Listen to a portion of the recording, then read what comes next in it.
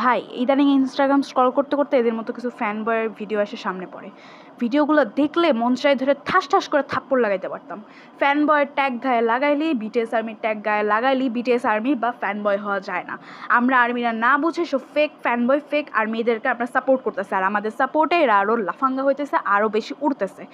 এদের কারণেই তো বিটিএসের উপর আঙুল তোলার সাহস পায় মানুষ। এদেরকে লাথি মেরে ফ্যানডম থেকে বাই করা উচিত। ভাই এরা নিজেদের গায়ে ফ্যান বয় আর বিটিএস আর্মির ট্যাগটা লাগাই আর্মিদের থেকে কিছু রিচ অ্যান্ড ভিউ পাওয়ার আশায়, আর আমরা পাগলের মতো অবুঝের মতো তাদেরকে সাপোর্টও করতেছি। বারে বা কেন রে ভাই এতটাই ব্রেনলেস? আমরা কি বুঝতে পারবো না যে কোনটা ফেক ফ্যান বয়, কোনটা রিয়েল ফ্যান বয়, কোনটা ফেক বিটিএস আর্মি, কোনটা রিয়েল বিটিএস আর্মি?